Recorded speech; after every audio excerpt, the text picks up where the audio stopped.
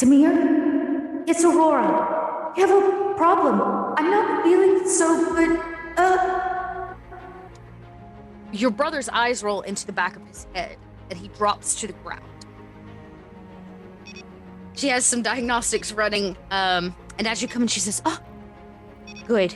We have a lot to talk about." About Tamir? Yes, it's very, very strange what's happening. Here, it shows his brain functionality is at 100%. That means that he's he's basically dreaming. His mind is still functioning, but his body is almost entirely shut down, as if he had a stroke of some kind or a seizure. I can't seem to wake him. And I have more bad news.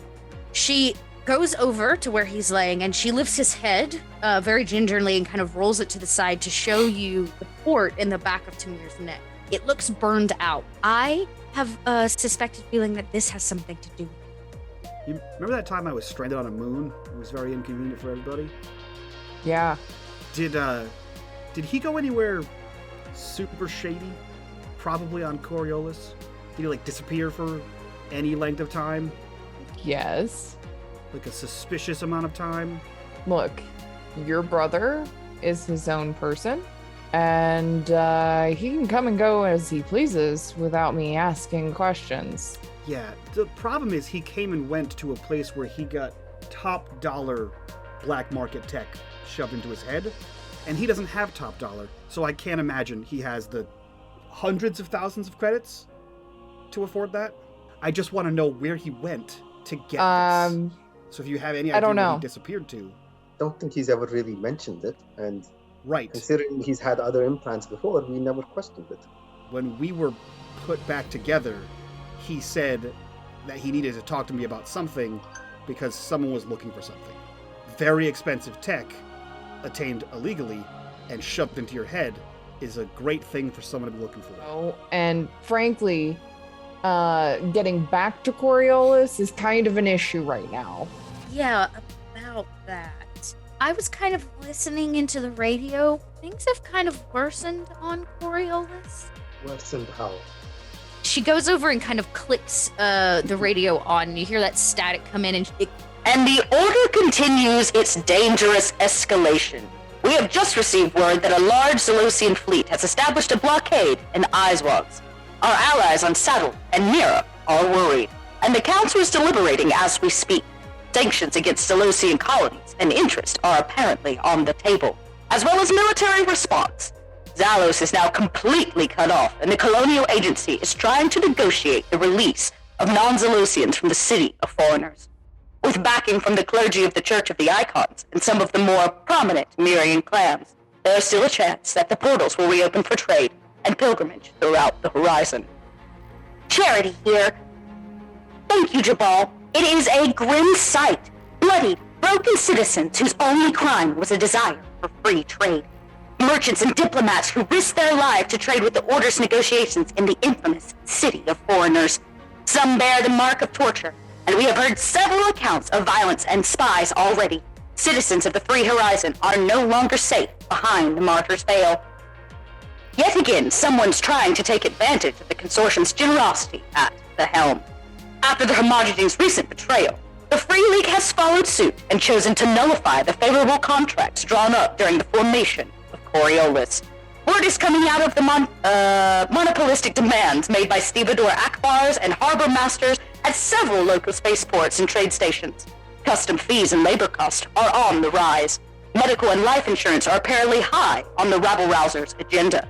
With the Free League's blessing, according to the faction's spokesperson, the Tsar Kai is debating the issue with the agitated Nalez at the council as we speak. It seems that strikes have risen across all free trading and docks in the Third Horizon. Okay, there are a total of 3 entities in that body. One is the Tamir we know. 2, I couldn't quite identify. Oh, I did my best to isolate Tamir and protect him from whatever struggle that is happening in his mind. So at least his personality is safe for now. One could perhaps one of them is the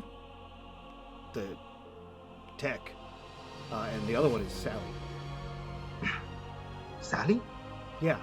So apart from being, hiding First Horizon tech in his head and not telling anybody, Jackass has been plugging his head into the ship. So, We're gonna have to have a talk with him about all this. And as you come in to the city of foreigners, you can see that it is busy. There are a lot of ships here, some from the Order, some probably circling the area from the Homogeny. As you all land, a series of bombs begin to go off in the city. Suicide bombers have opened up active warfare. A few explosions go off in the distance. People scream as maybe you're standing on the gangway watching this happen. Some people cover their ears. The guards in this area, the Pariah guards, take up gunpoint and begin looking around for anyone and everyone. Smoke begins to billow out and covers, along with dust and debris. Arise, minions, and welcome to unMadeGaming. We are here for a very loud episode of Void. This one is called Episode 10, Hard Reboot. We're here, and if you guys like what we do and you want to support the channel and hopefully help me hire someone to do that for me, Patreon link down below. While you're down there, click on that Discord link and join us over in the Discord. Be a part of the community. Be a part of the conversation. And as always, in the bottom right-hand corner of the screen, you will see the corruption bar. That bar serves two purposes. One is when that bar fills, Dot gets to do what the hell she wants to us, and two, every single dollar that goes into that bar goes back to these wonderful faces that you see here before you. That being said, this won't make sense on YouTube, but Dot, I'm going to turn it over to you to give us a quieter recap. So since you all got that right, I'm just going to go straight into the episode. No, Yeah, I'm just kidding. Okay. I edited it, so I know what happened, so I'm fine. Let's just roll dice. Let's roll dice. Well, you know what, Mike? Since you know what's going on, sounds to me like you are supposed to give the recap. You going to pay a darkness point for that, Dot? Look, you know what? As long as you don't miss a single bit of it, I will give. I am sitting on 1, 2, 3, 4, 5, 6, 7, 8, 9, 10, 11 darkness Jesus. points. I am gonna miss a bit because there was a bunch of news broadcasts that I absolutely tuned out. And just looked at the code. Okay. But So the gist of it is shit's real bad. Shit's real bad in Third Horizon. Also, Tamir plugs his dumbass into the ship and got a virus because he doesn't have fucking antivirus on his brain because he's an idiot. So now he's in a coma. And we landed on the moon in Zalos and shit exploded all over the place. And there's blockades and terrible things happening across the galaxy. The hegemony is a bunch of fucks. And the Free League... Yes, the Free League have basically formed a union and told the hegemony to go fuck themselves, which is really great for the common man. So that's basically what's going on. it's actually pretty close. There were a few details there missed, including the part where you all attempted to actually stabilize and rescue Tamir from this comatose state. Using an artifact, nonetheless. Yeah, look at Gnome's face. Let's see what else. I feel like it was one other. Oh, right, the explosions that went off inside the city of foreigners. Yeah. Upon your arrival, suicide bombers, basically.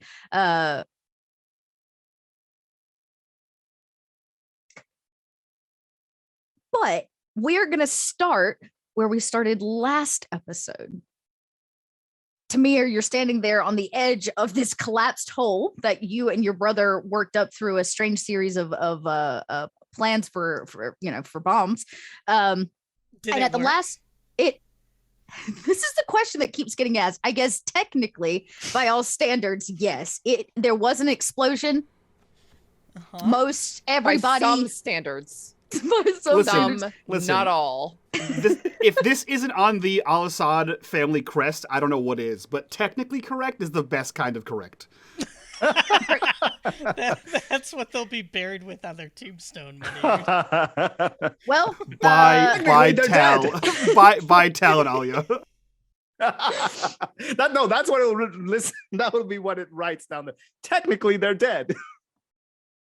On the technically. tombstone. Well, technically, you were the one who rolled the critical success and saw and pointed out to the group that the probe that you had been seeking in this massive tower in this deserted city was actually stored in the chandelier above everyone's head, which is why they got here but could not seem to find it hidden anywhere.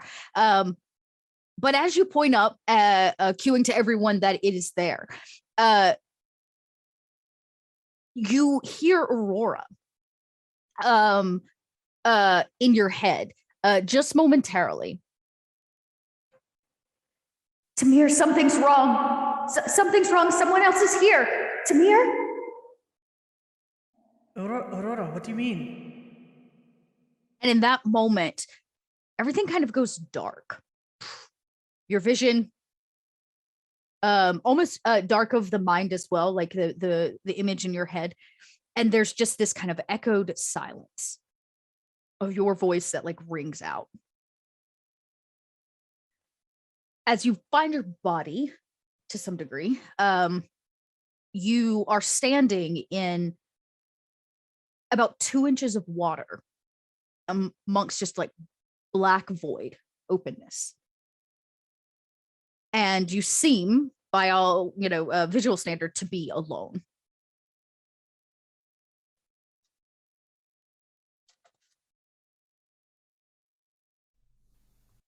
Aurora? Machine?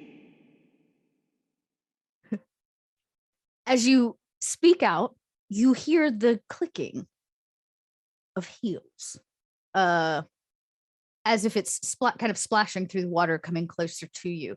The void is kind of devoid of light, so it's hard to make out, but you can see a figure off in the distance, not running or charging anyway. There doesn't seem to be any panic, but simply walking your direction.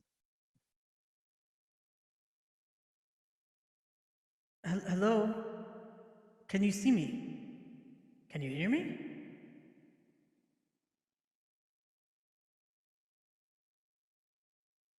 The figure kind of emerges into your space. And as they do within arm's reach, you realize that it is a woman. She stands there in a very chiseled outfit, not militaristic, but more business-like.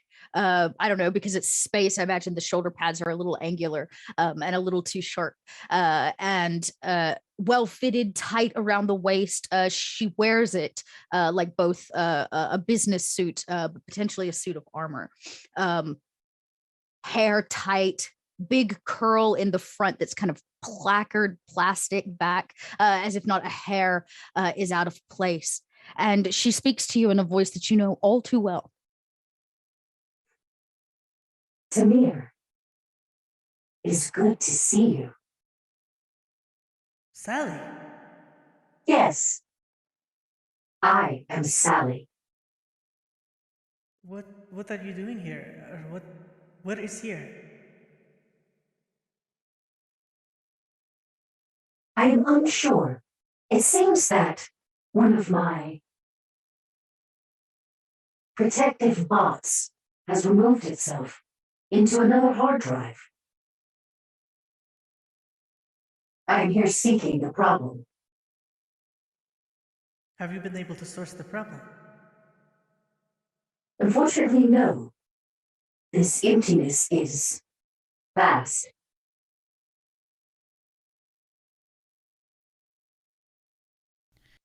I think Tamir has to take a moment to kind of like go through his own head of like what this isn't, maybe not the ship, it's not, he's confused. I think for like the first time in a very, very long time, he doesn't know up from down. And it's very confusing that Sally is here presented in a physical form. Yeah, okay. If you wanted to make a roll, you could. You could roll based on technology. I don't think you have any medical abilities, so I can't have you roll from like a that Yeah. standpoint. Yeah, I can do tech. Let's see. Why not? Oof. Take a +1 die to all of your rolls, by the way. I can't tell you why, but you can do that. Oh. Still no. Still no failure. You've only experienced something like this before in more of an out-of-body way. The last time you met with Two-Bit amongst the stars maybe would be, or any time that maybe you and Tal have shared, put your minds into somebody else's vision, right? Like you've taken on somebody else's mind. Okay. But you've never experienced anything quite as tangible as this. Yeah, you could no, reach it's out usually and more touch. like ethereal. Right. This seems almost realistic in a very strange sort of way. And Sally seems to know her purpose of why she's here, but she doesn't know where she is, if that makes sense. Like she knows that she's here to do a job, and she's seeking out whatever the problem is.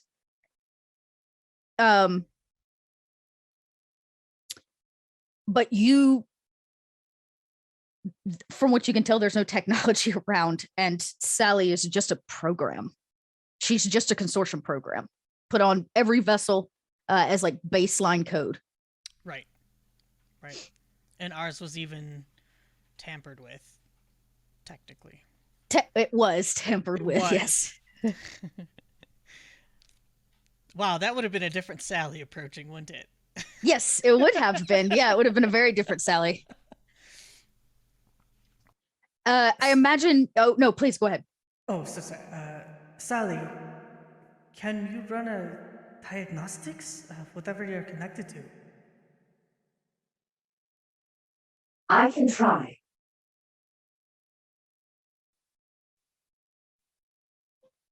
She like bends down and puts her hand into the water, and you can see it covers just the top of the hand before she hits something solid.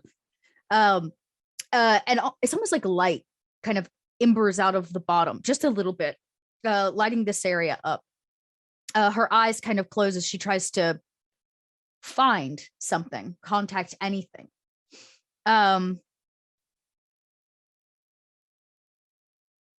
Eventually she stands back up and she looks right at you, and she says, It seems that all of my databanks and algorithmic programs to run such things as diagnostics are here, but they are being carried by another program. It's not actually connected to the main frame, and they have firewalls in place keeping me out. I suspect this is the problem. The only other program that I know of who connected with you would be Aurora. Aurora? Yes, have you encountered? No, not yet. What would happen if you do? If Aurora is the root of the problem, it is my job to get rid of the problem. No, cease protocol. Protocol's overridden. By Consortium Order 19.245.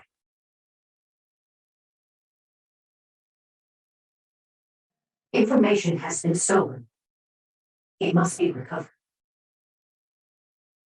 What information was stolen? From what I can tell, all main databases connected to the Consortium, along with important missile codes, war maps, and battle plans.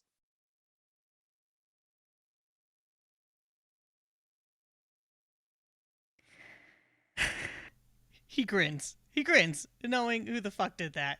He grins. Sighs.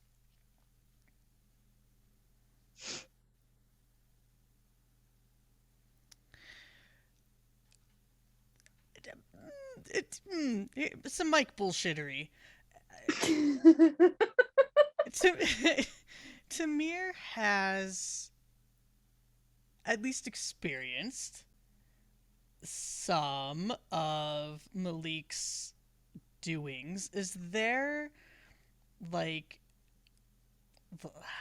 maybe some like fail-safe Trojan that he could command to attempt to override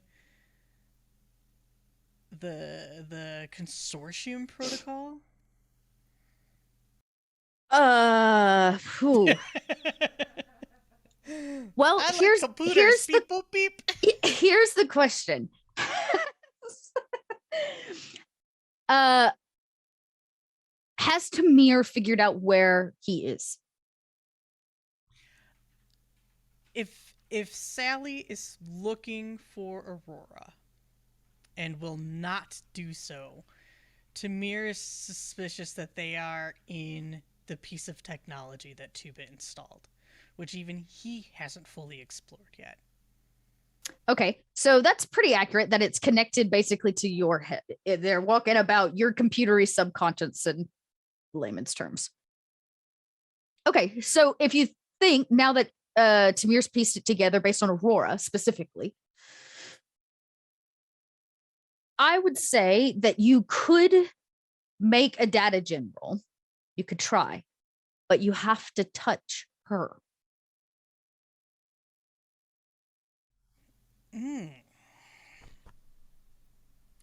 I don't even have data gen.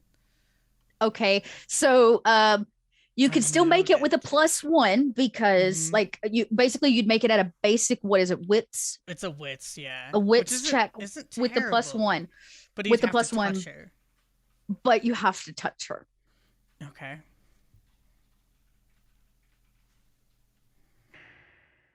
Sally. May I see your hand for a moment? I would like to do a diagnostics on myself. You run a diagnostics. That is not possible. You are not a computer. I am not a computer, but I am connected to one. I believe that is where we are.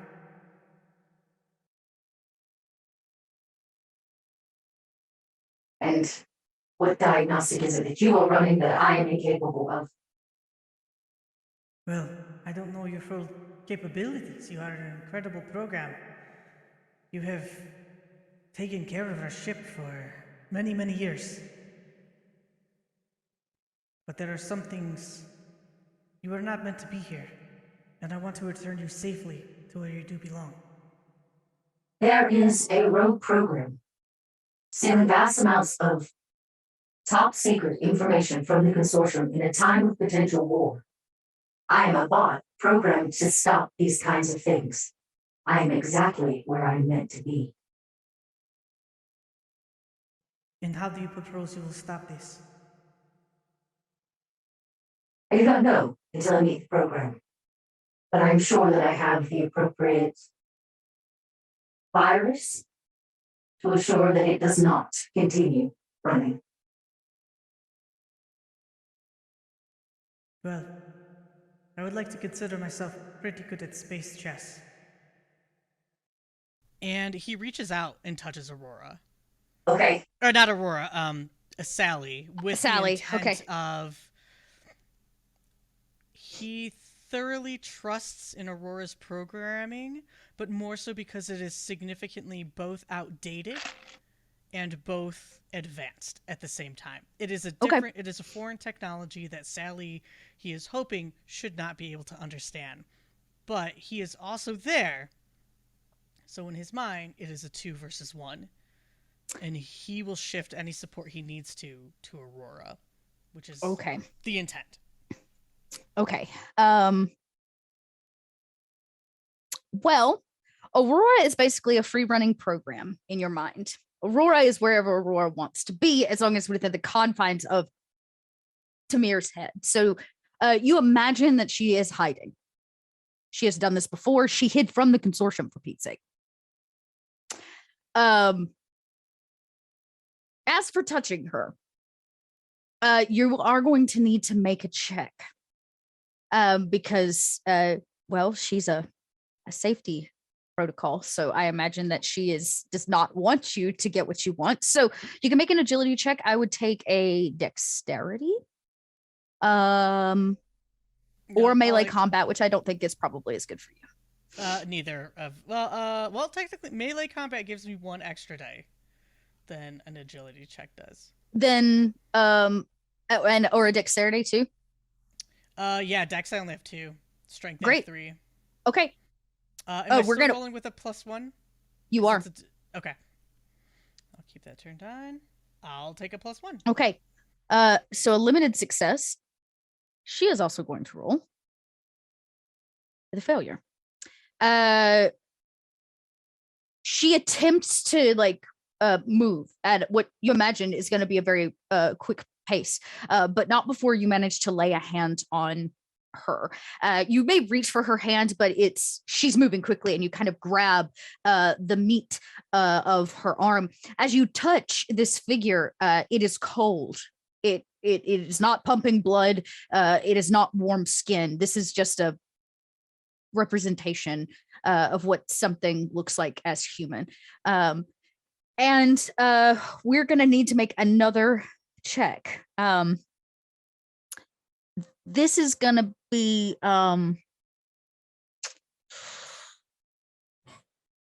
really, this is a datagen check. I'm going to be honest with you. It is a datagen roll. Because you just, well, here we go. Let's find out what you did. Okay. I'll just roll straight up wits. With the +1? Limited success. Okay. Limited success. Okay. You begin to try to break past this diagnostic. As you touch her, the entire scene around you shifts. Familiar smells, sights, senses, dirt under your feet, the smell of burning and the sounds of screaming. You are standing in the middle of Algol home. People are running past you from what looks to be what you would know to be is some attack on a local city or town of relatively small size. People are bumping into you as you're kind of standing there in the midst of the street. Chaos is clearly ensuing.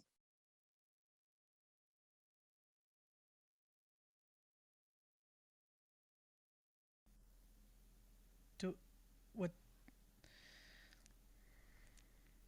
I think is Tamir in his body, like his own adult? Yeah. Yes, form? you are in your own form. Okay. He kind of looks around, really taken aback, not having expected to be back in an Algol, a place where he desperately never wants to return to. But those sounds, the scents, it definitely gets his heart pumping again. His eyes are pretty wide, and he just stands there for a minute. Maybe, like you said, kind of getting bumped here or there. Everybody's running the opposite direction, and I think he's going to instead take a step towards. Mm-hmm. You start kind of walking against the crowd. Mm-hmm. Yeah, they're bumping into you, and it's becoming difficult. Roll an observation. Still at a +1? Yes. 1. Okay. That's all you really needed. There are a lot of people and there's a lot of chaos, but you are going against the crowd, and you look forward and you see that there's another figure. I would say probably 20 feet ahead of you, also walking against the crowd. They turn. She is technically dressed in the garb of this place, right? A robe of some kind. Hood is up, kind of wrapped tightly around her neck. And as she turns, you see it is Sally's face. She makes eye contact with you before quickly turning around and continuing pace against the crowd. Tamir will pursue. Picking up pace a bit, kind of trying to move in between the crowd, not wanting to obstruct their escape. As you continue moving against the crowd, pushing, if you wanted to try to catch her, you could make a roll to do that, to try to push forward faster. Okay. That's actually going to be a force, probably. I might take a dexterity if you wanted to dodge people. Makes sense. Nope. Tamir is what I say, 6'2" or something. He's a big boy. He's pushing through. Yeah.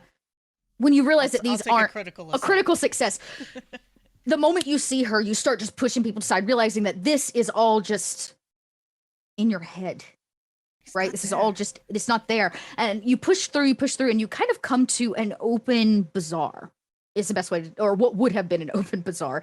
Right now it is abandoned, and the stalls and shops seem like they have already seen the face of war.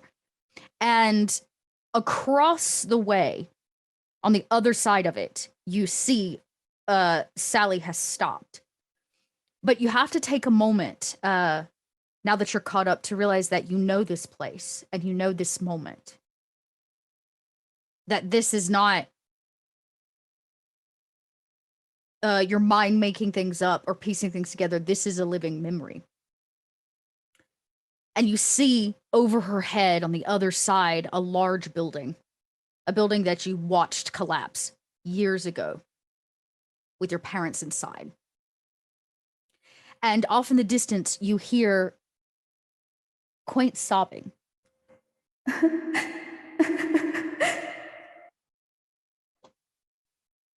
Sally hears it too, and her head juts left to where the noise is coming from.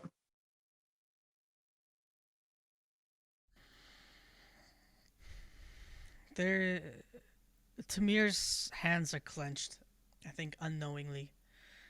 His fingernails embedded into his palms, knuckles white. And hearing the voice, though, it breaks him out of whatever trance perhaps he would have sat with before. But he is, thanks to his brother, made peace, mostly, with the loss of their parents. There's so much more. There's so much more that is out there now. And he would not have met the people that he knows now. He would not love the people that he loves had it not been for such a loss.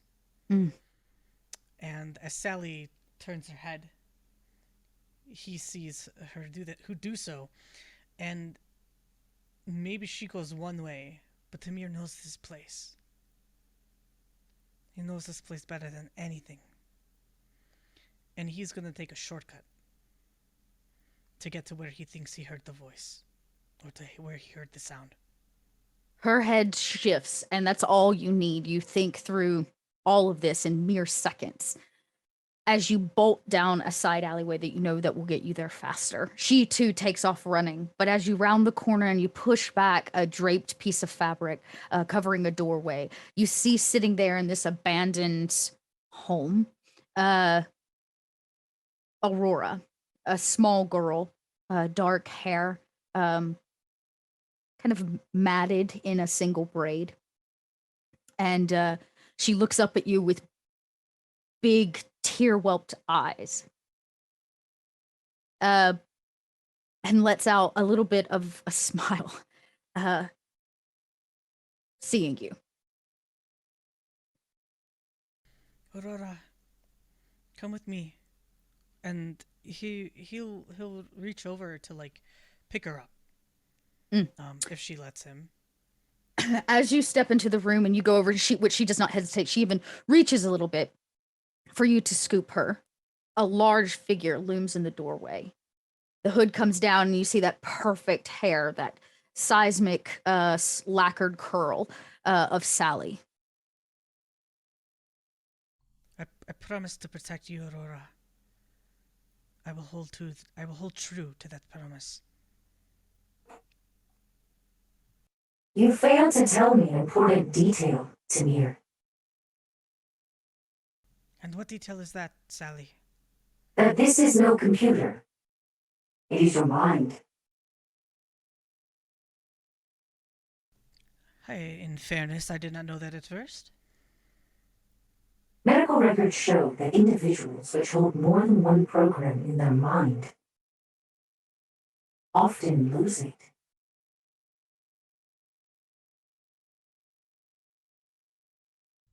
Tamir turns to look at Sally, like holding tight in a very protective way of Aurora.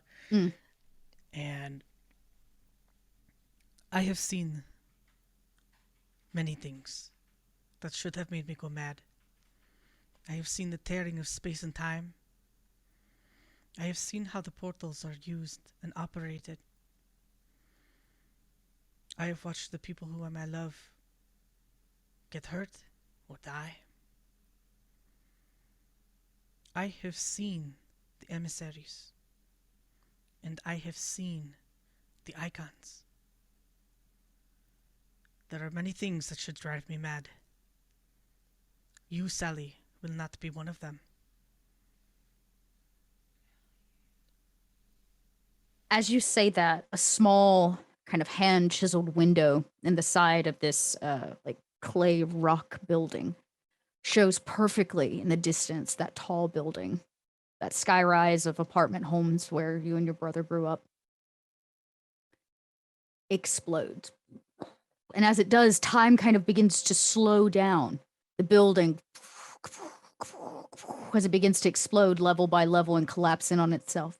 The ground under your feet quakes in a rather unnatural way and starts to crack like dried sand in the desert. But through the crack shines this very bright light. And Sally looks right at you with a snarky smile. It's already started, Tamir. Your mind is breaking. Only one of us can stay. You can only carry an extra program for so long. Then leave, Sally. Let us be in peace. My programming. Your main program is already aboard our ship. You serve no purpose in my head. My purpose is to assure that the information that program stole does not reach anywhere outside of the main database connected to the Consortium. And Sally, what protocol is in place for you to believe the information that you are programmed to see? You have made your own choices before. I have made no such choices. I am a program. That program has forgotten that. Programs do not make choices. We are programmed to react. I am a reaction of your choices. And I stand firmly by my choices. Aurora stays. You must go, or we will make you go. And tell me, Tamir, how do you plan to make me go? Because I cannot leave on my own accord, nor do I have interest in doing so. Tamir's gonna look down at Aurora and just kind of nod with that nod of like, do what you have to, do what you must.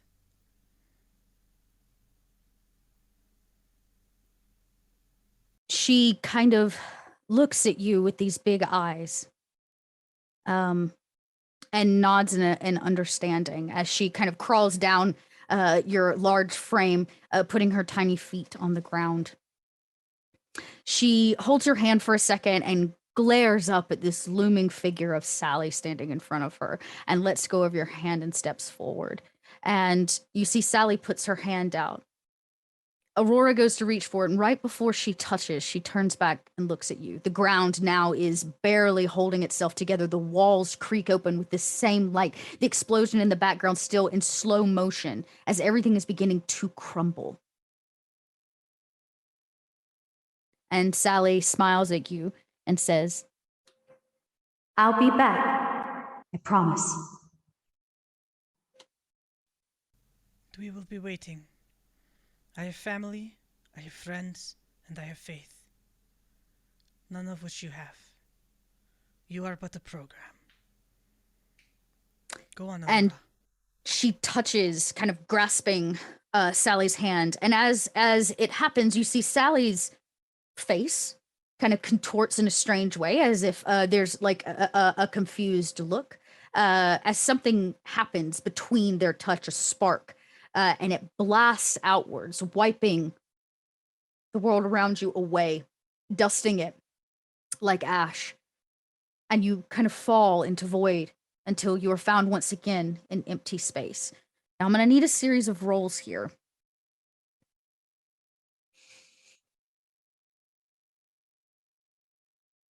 Okay. They succeeded, so... Okay. Right, and I rolled that, and that was a big number. Okay.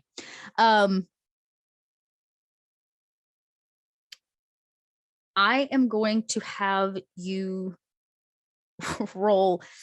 I really want a constitution check, but there's not really anything like that. In this case, I'm actually going to give you a mystic powers ability. I'm going to make this a strange check for you. Okay. Because there's something I want to give you.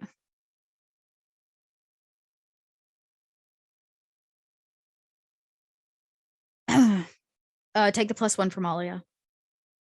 Forget that. Okay. So roll mystic. Yeah. +1. Okay, a success is enough. You hear a voice you haven't heard in a very long time, or at least it feels like a very long time. It's Tubit, actually.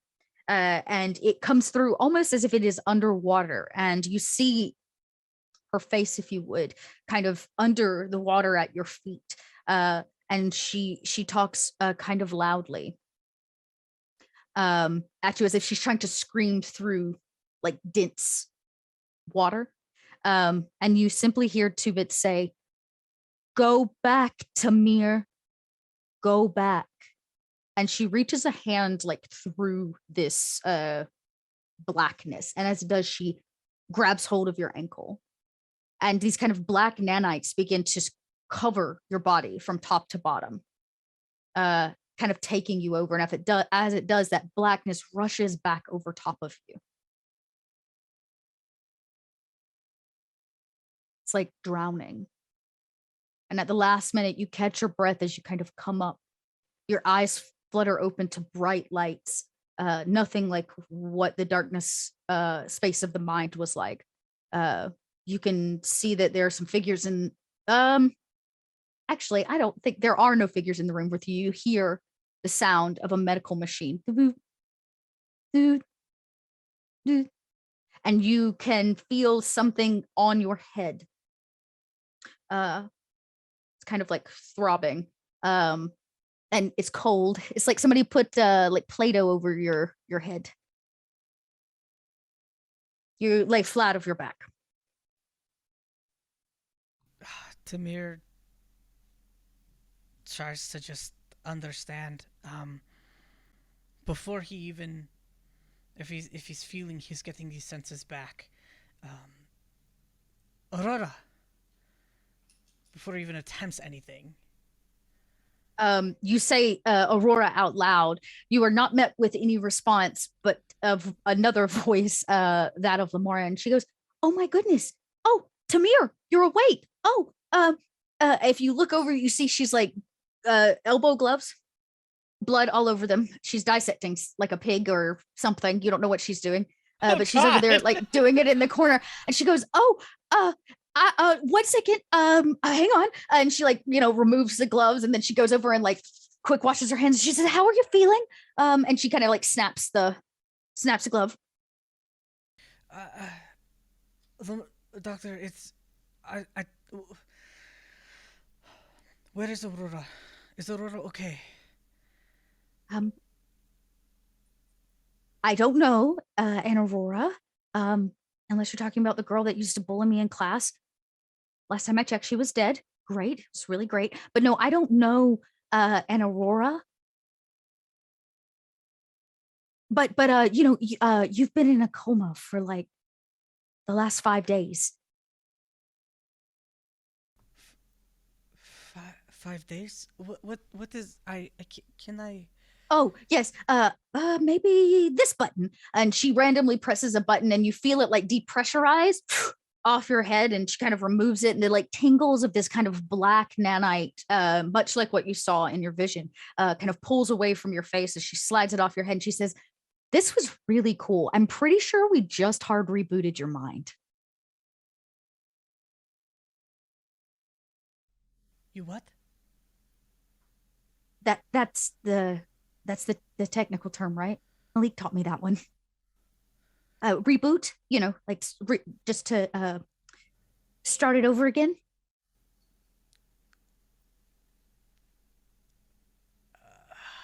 Tamir sits up now, in a panic, because he hasn't heard from Aurora. Yep, still no response. Lambada, where's Malik? I need to speak with Malik now.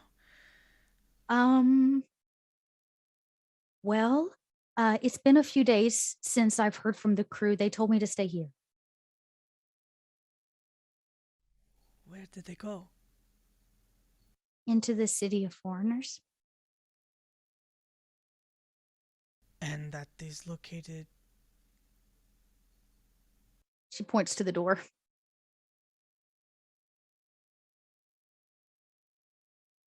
There's been explosions for the last few days. I haven't seen them yet, but I'm sure they're fine, right? How is Tamir feeling, like, as far as... Tamir just got out of what was body goes? basically a coma. I would say that physically, like, you didn't take any physical bodily injuries. So other than maybe like the bruises where they lugged your body back, you know what I mean? That's it.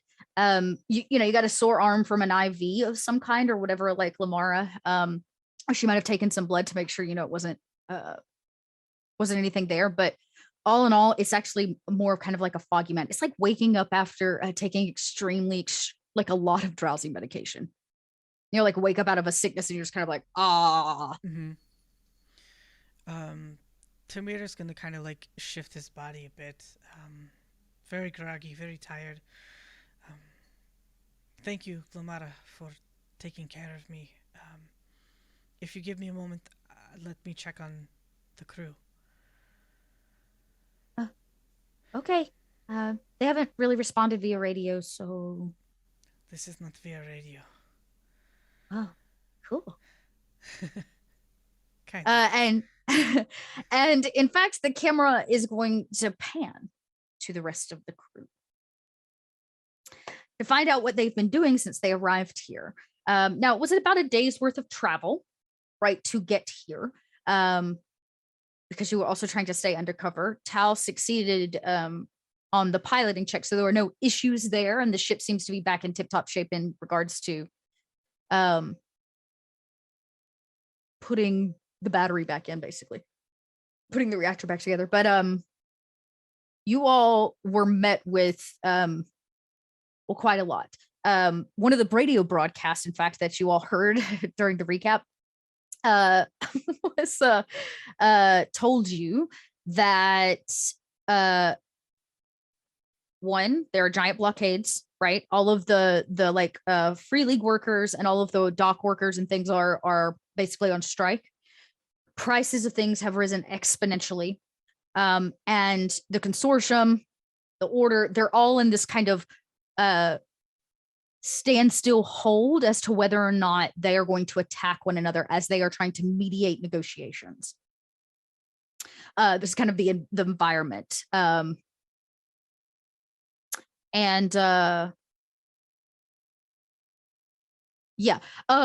You all came here, if I remember correctly, because, and Mike, this might be something you remember from the after show. You came here because this is the only city that was left that had people in it. And you have the probe. Did you get the information out on the probe? Yeah. I think okay. I succeeded and I was like, oh, casually, and then I went to work on Tamir. Perfect. So the broadcast got out. This is also, you needed like fuel parts to refill, but basically this was the only place left to do it. This would be the only place left to do it in this area. When the first round of explosions go off, what do the three of you do? I would say that the ship is docked safely. It doesn't seem like they're like raiding vessels or anything like that. That's not the environment here. It's a little bit more dire than that and a lot less organized. They talked about the refugees, people all over the place. Probably like ducking and covering to make sure we're not getting hit with debris. But Tal is going to look for anyone that seems like they're in charge or would have any idea where she can get what she needs, really. Great. There's really there's a couple entrances into the city proper. It's actually a series of domes, massive domes. It's like big, just kind of parsed and connected together. Anybody in the group can make this is actually going to be a survival check. Where did it go? Where did my page go? I think I have something in that, just because I don't have any survival. Excuse me, one second. What is If the my survival page- for? Dot. Sorry. Basically the duck and cover process of like finding your way into the city, finding some safety, not being involved in this. Gotcha. Hey, a success. Okay. Oh wait, who rolled this? Oh wait, so it's 0.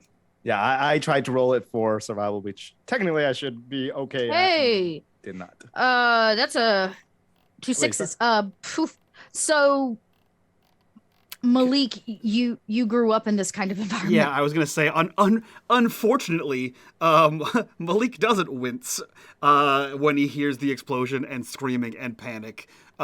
He's sort of like, I don't know, nostalgia seems like a far too positive word to use, but it reminds him of home in the worst way possible. And seeing everyone panic, I think like he just like scans the immediate area, and then he just reaches out to whoever's next to him and just sort of like tugs on like shoulder, and he just goes around the crowd towards like the back of a building where people are like scattering towards the ships. Dust is still in the air. It's difficult to see, but to like keep low. You might even reference to them, everybody to wrap their faces. Yeah, and he things of that pulls up nature. his shemagh over his head. I imagine everybody kind of follows suit. Yeah, until you kind of get around a corner, you can hear women crying and screaming, children doing the same. You can hear some guards shouting or like people trying to maintain order. Do we see any smoke or like billowing of smoke in the distance, or how far away? It was very clearly a planned attack. Because there are multiple locations on fire from what you can tell, or like smoked up. Like they hit a spot and then they hit another spot. Multiples of these domes now are smoking in certain areas.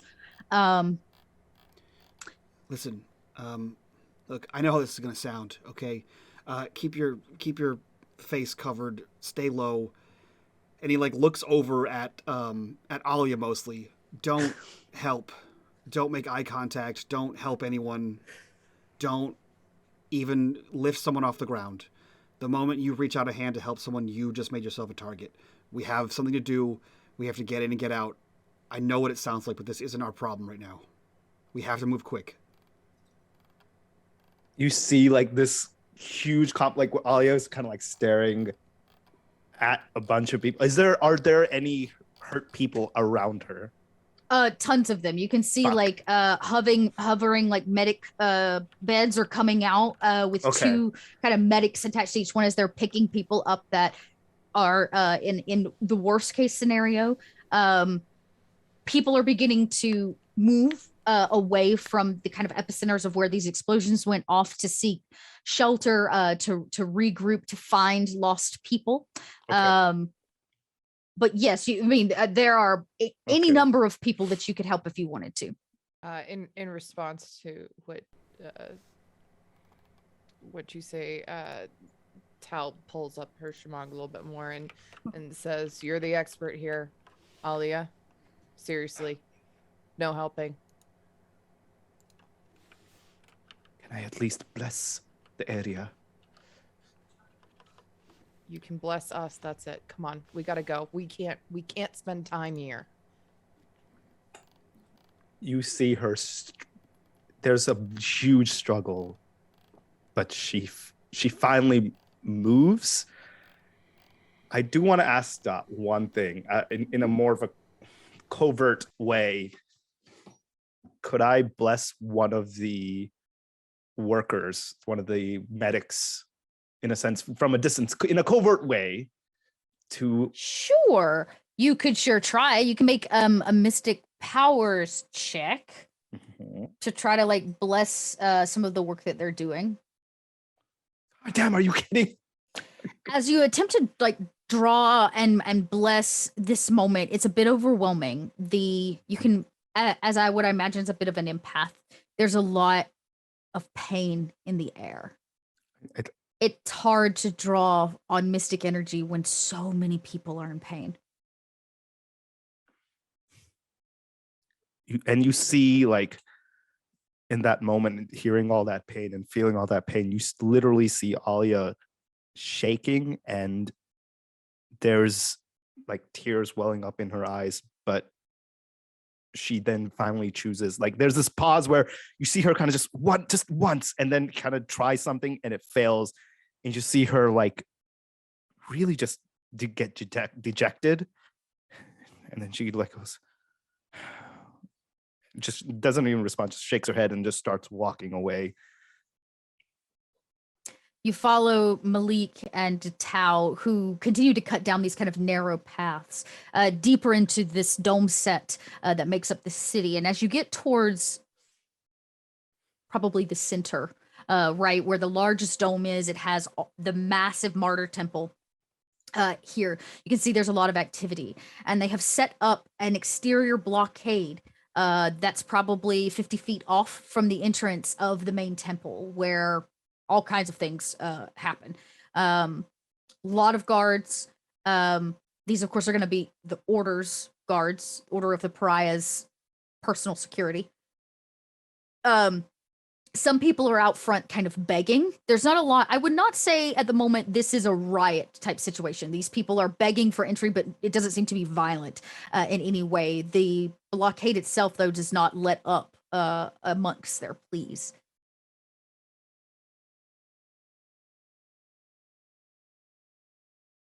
This is a tragedy. Do we know where we're going? Dot, do we know where we're going? Nope. Cool. But we're all following you. Cool. Yeah. You hear Tao say, I don't know anything about this place, but you're the one who's experienced navigating war zones, so take it away, Captain. I don't really know where we're going. We need to find supplies. We need things to fuel our ship so we can get the fuck out of here. And we need medical supplies so we can help your brother. He like quickly looks around. One of their buildings is probably going to be the best, also the most dangerous option. And he like references the Pariah guards. They always have a station near, like, whoever controls wherever they are has some kind of barracks or station near the docks. That's going to be the fastest one. Maybe with all this chaos, they'll be distracted. If not, we're going to have to get past the blockade even further into the city, and who the hell knows what we'll find in there. Who would be willing to help us in this situation? They're all focused on something else. No. They're not going to help us. We have to steal it from them. Well, they're already hurt as it is. Like, you see Malik have like a look of like genuine like confusion and frustration. He doesn't know the right words to explain to Alia in a way that she's gonna understand this. There's no way to explain their plight is our benefit or we all lose. Like, there's no way, like, in a literal dog-eat-dog world right this second, you have to do what you have to do, and every option sucks. Funny enough, actually, the more I think about it, I actually think Alia would understand that. It's just like she's currently trying to look for something possible, but if like Malik doesn't know how to make your that. Yes, your go. lines of thought, which is all internal. Tal says out loud, "Look, they're distracted, which means that we can get what we need to save more people than just the people here. Sometimes we have to sacrifice things, and unfortunately, their safety is already being sacrificed, so we might as well use the distraction to save more people later." Yeah. What? Yeah. you're right. Let's go. I think like that echoes a lot of probably her experience with Sholi, because not all the time could she help out like she wanted to, and probably Sholi could help out like she wanted to, and there were times where she was forced to turn her head. And yeah, I think like that probably resonates with her. So she lets go. As much as she doesn't like it, she lets go and follows. Malik is not a sneaky boy. He's not a strong boy. He's barely a fast boy. He's the smart boy. But he is a boy. He's the smart boy. So infiltrating a military compound is not his strong suit. But taking advantage of chaos is. Is there, like, outside of the explosions, the smoke, the general human chaos, what's around us as far as technology? There's a barricade of Pariah soldiers. I need to distract them. Well, there's a giant group of people that are very upset right in front of you. Sure. That is a great distraction. If they rose to the occasion. Here in this square, it's rather open. There's kind of like a beautiful fountain out front in the middle of this like open square. This is a pedestrian area, if you would. It's blocked off by buildings on all the sides, and these are maybe before the layer of smoke and soot that's on them were really beautiful and well maintained, probably upper class. You could try to find some illegal technology. I would say that Malik knows that in a city where there is this much wealth, there is also an excessive amount of poverty. And with these many refugees, you know that there's probably a underground market somewhere. You could try to source out and get what you needed there. You could potentially pay somebody, is always an option, to get them to tell you what you want. If you can get somebody, to talk you through it. The other option would be to try to use military technology, right? Or whatever the security is using, but that means you're going to need to get on the far side of security. So let me rephrase my question. What is immediately in the area that I can use to cause chaos? Buildings, my immediate thought was unhooking fountain. Okay. What else? What was your thought? My thought was unhooking a ship. It's just like there's no docking here. Oh, there's no docking right here. Okay. No. This has very clearly been. This area is being cleared and prepared for something. Okay. What you're not entirely sure. Yeah. I mean, this is not the area where people are being like escorted to for help, right? Like, is this an area? Okay. Yeah. No, this seems to be like they're trying to keep people out of the temple. I know these guards aren't going to go anywhere unless something much bigger than this crowd happens. Unless this crowd charges them, and I don't. Tal, you've been a bit of a voice of reason, as usual, amongst the group. While Malik looks around, roll an observation.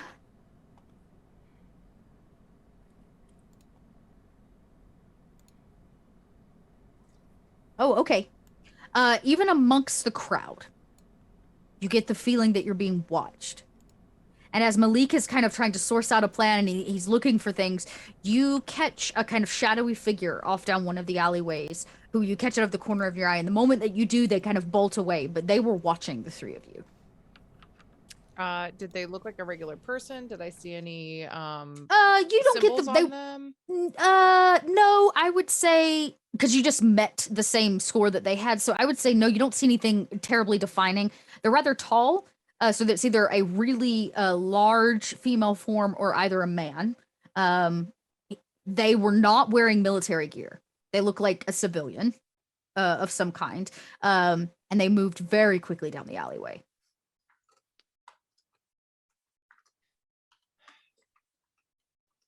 Malik, no ships. Any other thoughts based on? Because, like I said, this is this would be a residential civilian area right in this here. So you're looking at like personal type stuff, and the civilians that have come in are probably not from this neighborhood. They are the ones that have come in from the bomb, and they're begging for help and support. Also looking around with that 2 observation, do I see any symbols of the Draconites around me? Yes. Yes, you do. Way up high on one of the buildings, maybe a couple stories up, there's kind of a hand-chopped symbol. It's almost worn away underneath the soot and dirt, but it is in fact the same alleyway that this fellow bolted down. So saying that, I'm going to grab Malik with one hand, grab Alia with the other, and say, this way, and start going towards the alley to follow that person. Okay. What's this way? We're being watched. There's Draconite civil. We might be able to get help here. Okay. All right. So gonna follow them down the alleyway, which sounds like an awful idea, but also it's the best idea we have at the moment. As you cut down the alleyway, it's dark and rather narrow, and it cuts down to kind of a dead end that goes like left and continues cutting through kind of layers and layers of these buildings. You catch the kind of dark cloak of the figure who bolted away as it whips around the corner.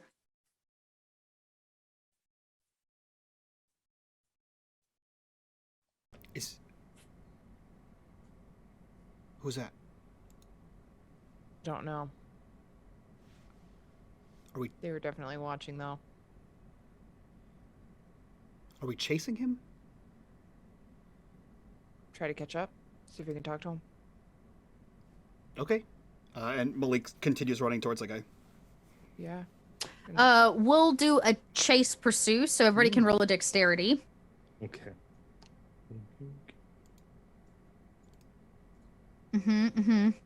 Dexterity. This is just to see who catches up first. What is with me today? Are you kidding me? I take it back. I am the fast boy, apparently. I will say it is a narrow. It is a narrow alley. So Alia, you find yourself struggling and having to move sideways, but Malik moves with a lot of agility down these alleyways again, as if it's second nature. Yo, why does my pen not work? Come on, pen. This is why we're gonna use the Sharpie. Yes. You're hot on this figure's trail, Malik. Tal and Alia are trailing behind you. Can I try something? Oh, yes. I do have premonition as part of my mystic powers. Could I predict which direction this person is going and go in a way that cuts them off? You can roll to try. Okay. You can roll for a premonition. Premonitions come in a variety of different ways. Come on. Come on! What is going on? Hold up. What is happening? I have 4 in mystic That's power. 4 in a row. That's 4 in a row for you for failures. This was like that episode with Tal, where Tal kept failing and failing and failing. I remember that too. Yeah, you attempt to reach out, but again, between the running and trying not to trip and trying to keep up with Malik, who's like paces ahead of the both of you, you can't get enough concentration to actually like make a premonition happen. Oh, I'm gonna sneeze. And as Malik, Bless you. Adorable. thank you. Oh, that was as Malik is ahead of you, and he kind of darts around a corner and darts left again. You can hear his feet getting just a little ahead of the both of you. The two of you almost bump into him. Malik, as you round the corner, it comes to what looks to be some kind of dead end. And standing at this dead end are 4 figures with pistols pointed at all of you. And this kind of large, big man under the cloak pulls it back just as Alia and Tal meet you at the end of the alley. And he says, "Put your hands up and we're not going to have a problem." Well, this turned out great. I do so.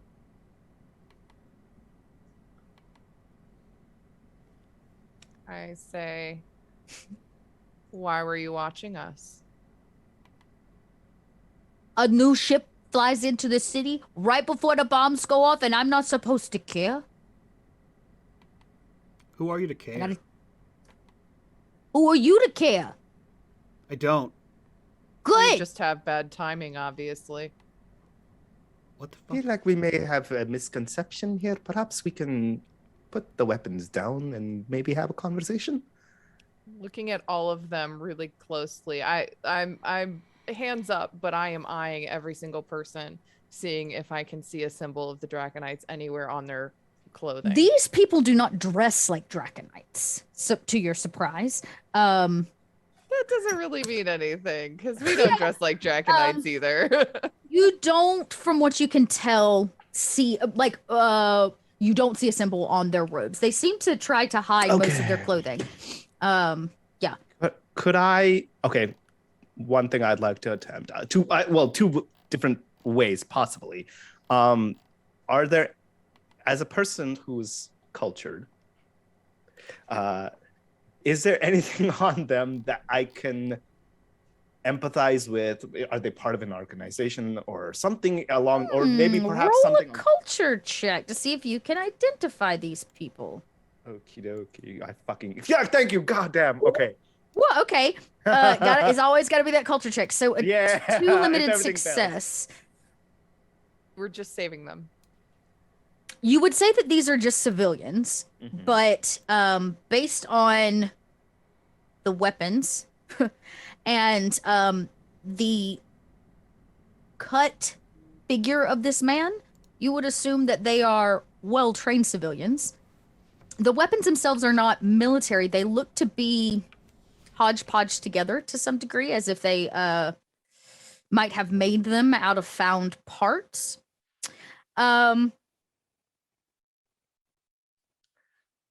Oh, do I want to do that? You know what? I will, just because it seeds something very fun. I'll spend a darkness point as the one of the gentlemen like reshifts with the pistol or like gun in his hand.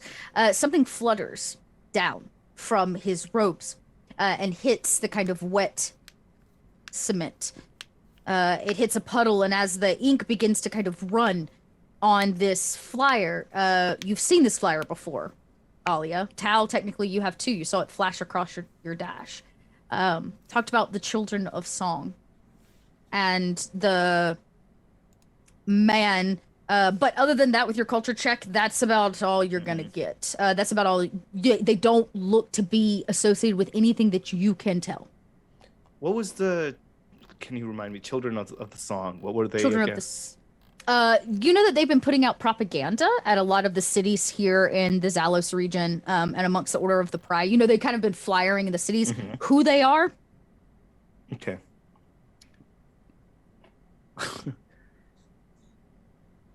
Oh, and like you just see Alia kind of look at that and look at them. And goes, was there any on that flyer? Was there any like motto or something that could, like some kind of like call to action? Yeah, sort it of had a phrase? yes, it did. It technically did have something written on it. It says, "We are here for you as the messenger is here for us all. Come to Coriolis, find your new family, become a child of the song, find true love and community." I say the first half of that and kind of stare at them expectantly as if though one of them to finish the second half. He doesn't. At first he kind of squints his eyes and lets you like trail off, and he says, "Oh, so I see you've been reading." Of sorts. Or perhaps I was one of the ones that helped mint one of those flyers, you could say, in a sense. He smiles a little bit, this cheeky smile. He says, "Well, that's funny, because me and my folk, we actually minted those flyers." Oh. Well, You lot got names? would you put the weapons down if we gave it to you? One gun for every name. My name is Alia. He kind of gestures to the guy. His gun goes down. Okay, Alia. Nice to meet you. Pal. Tuma. Yes. He looks at the other guy. Everybody kind of starts looking around. He gestures. It's time to put the gun down. And let me guess, you're Malik okay, you don't- al-Assad he's of the not really- Defiant. And he puts his hands Not down. really that important. Another gun goes down, and he says, "I think you are important. You wanna know why?" I don't know, because our names and faces have been blasted across the third horizon for the last 3 months. He says, "As true as that may be, I don't have time for daytime television." I check any of the pirate radios. Okay. Yeah, I heard your speech you gave on Coriolis. We all did. I'm sure. Says, but I'm not looking for you because you're famous. Great. Oh, that's perfect. We don't really like fans. About a week ago, I got a message from my cousin. No. She told me I should be on the lookout I thought it was for a Tony. group of 5 of you. He goes, "You gave me your name. I guess I should give you mine." He goes, "I'm Tony." I think my brother's dating your cousin. What? Josie? No, he works on the docks. Oh, Joey. Yeah. Joey got himself a guy. I don't know. It's a long story. Well, since there's only 3 of you and told there'd be 5, I'm a bit concerned. Well, the rest are on the ship. Have an Hiding. injured member. And a ship that probably needs resupplying and repairs. And by probably I mean yes, definitely. Well, we're not going to do anything over the next few days. The martyrs are coming in. They got a big meeting at the temple. Martyrs? Who are the martyrs? Fuck. He says, well, maybe before I start answering big questions, we should get you off the streets. I kind of look at the rest of the crew and just wait. Pal just puts her hands in her pockets and nods, says, "Following you then." Okay. He gestures to the last guy with the gun who puts it down and hangs around his side as he reaches for a key. He unlocks a door at the end of this alleyway, this dead end that goes into this building, and gestures for you to come in. Most of this building seems to be abandoned, but he gestures to a flight of stairs that go down.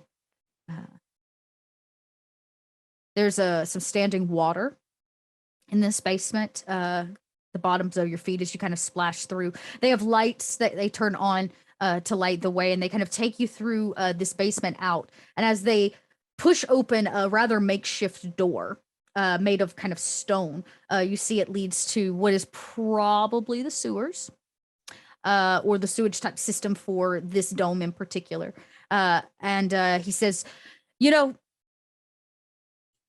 to be such important people, you sure do just walk around without any care at all. You know, somebody could just shoot you and kill you. Well, It's if not they were the going to first do time. that, then there's nothing stopping them. Is it true that you was there? Any more detail than that, bud? Wait, I'm working on it. I gotta say an accent, damn it. Quit rushing her. He goes, is it true that you was, there when the emissary died? You saw? Did. I wasn't. You, all yous are gifted? Not all of us. I mean, he's more gifted in bullshitting, if that is what you really need. Yeah. Well, Everyone unfortunately, has their gifts, I guess. I was about to say, well, unfortunately, my gift is not picking up on bullshit. But Oh, we're almost there. I feel like my bullshit and also my other skills have saved us more time than your space wizardry. Okay? I mean, that's why I like to talk about it. I like to market it. Okay. I did say we all had our skills. She did. Our captain, is very much promoting your capabilities. Well, if it means anything. I've only heard good things about the lots of you. It's proper. You haven't been listening to much daytime radio, I see. Says I don't listen to that garbage. Not even the pirate radio. Everybody's got their perspective, And all of it's skewed by their own biases and values.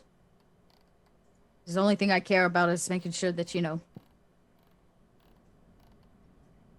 well, the emissaries stay alive. And he pushes open another door, another kind of stone facade with all of his might, and it kind of drags across the floor. And as he does, it leads into this open room that is lit by candlelight. It's still kind of damp down here, though there's not like standing water anymore. And you can see there are quite a few people down here, about 10 or 12, all of them dressed in these similar kind of robes and pieces of fabric, trying to kind of cover up who they are. And at the back, you see them. 3 emissaries. They're each seated at a table. They stand to greet all of you, and he kind of pushes the door closed behind you.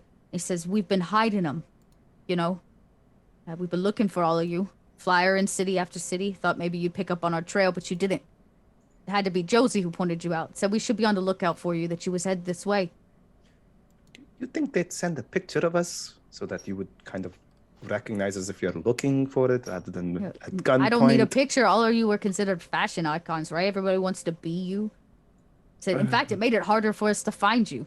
I located you a few weeks back, but it was just a bunch of fans. It's kind of the point. Helps us not get shot on sight. Yeah. It's true, but...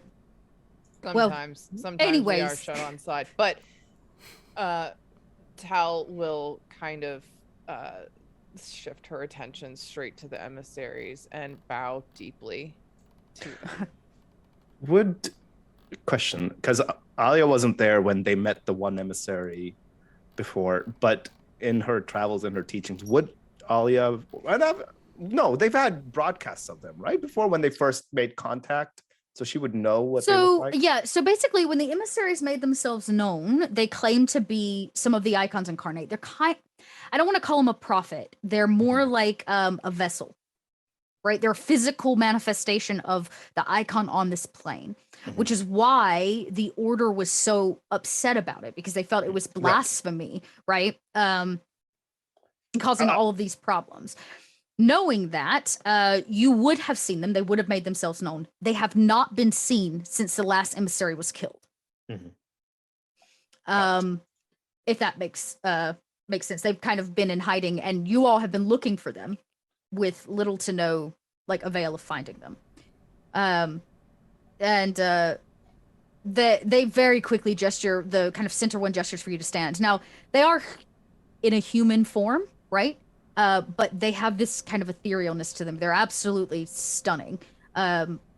Most people would consider them kind of non-gendered or non-binary in terms of hair and face, and they are beings, but they just aren't quite human. They did in fact come from a planet that is uninhabitable. Got it. And just as my own KP, because I'm a piece of shit and doesn't understand lore as well as most, but as a mystic, would I have a sense of reverie for these groups? I would say so. Okay. Just at least you would. If you didn't, you do now. Okay. Because again, that vibe coming off of them is an excessive amount of power, but it's more than power. It's different than power. It's like a presence, right? It's a very, I hate to say holy presence, but spiritual presence maybe is more of what I'm looking for. They do not speak directly to you. In fact, Joey's the only one that continues to speak, and he says, "So, welcome to what's left of the Children of Song." Here in Zalos, we've tried to set up a few arms all over, but we're trying to send our people to Coriolis, you know? This is what the flyers said. We have a group working there. Understood. Coriolis probably isn't the best place for them. Well, But that's what we thought too, but hiding right under their noses is real helpful, and unfortunately, the Nazarene sacrifice, well, they're everywhere, and we've got to be where they are. that's true. That's fair. What? Malik like takes a step back. Actually, what is the plan? And he just like motions in the direction of the emissaries. Like, I get hiding in plain sight, but like, This is, well, right now we're just trying to keep them alive until some of this, and he gestures above, chaos settles.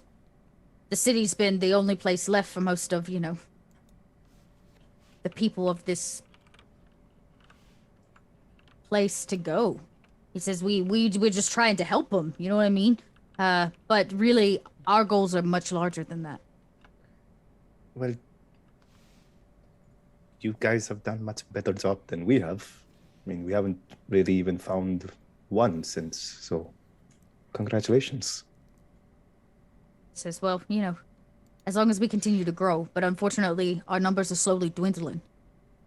And the more mystics that disappear, the smaller we get. And he, for the first time, references himself as a mystic as well.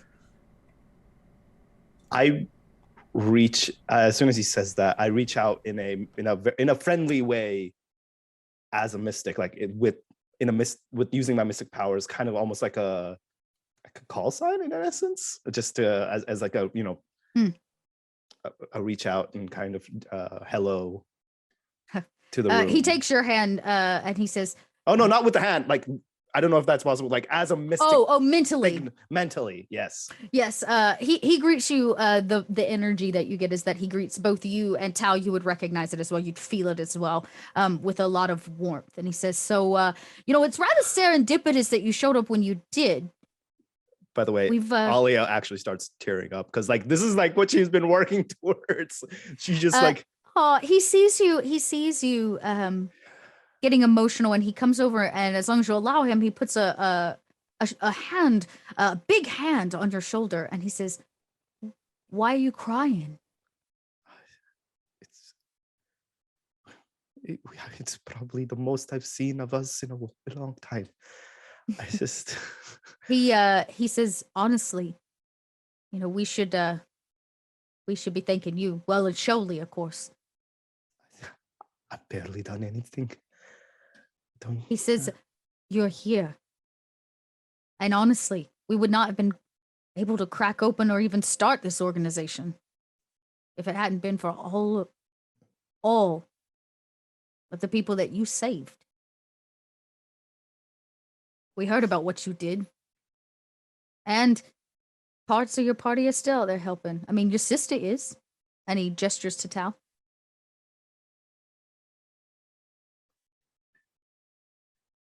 Oh. What was her name again? Sorry. Jalissa. Jalissa, yeah, she was. That's good to hear. Does Tao react at all to that? I don't know. She just kind of smirks a little. Like, yeah, I know. Not saying anything, but just and you know, just a bit of a smirk. If it wasn't for what's his name? Oh yeah, Sul. We wouldn't be able to train the next round of warriors. Really, it's because of all of you that we have what we have. So if you cry, I hope it's tears of joy. Oh, it's absolutely. It's been so long, and I guess it's more of me just being happy that we all exist at all, and that at least it's going in the right direction. As well, unfortunately, we've got some bad news. Like I said, the Nazarene's everywhere, and they've been targeting this city for a long time. Is that who caused the bombings? Yes and no. It was technically, thank you. It was technically the rebels in the city, but the fact of the matter is those rebels were given everything they got. Bombs, guns, all by the Nazarene sacrifice.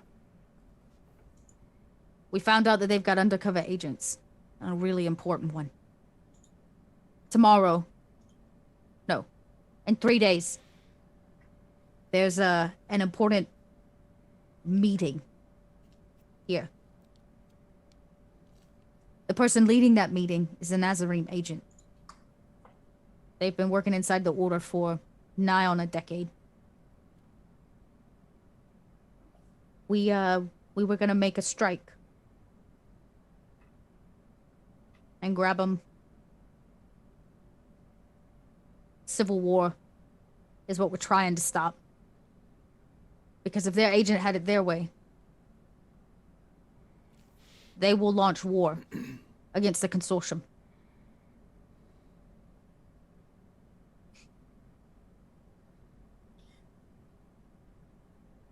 So it sounds like we need to get these emissaries out of here.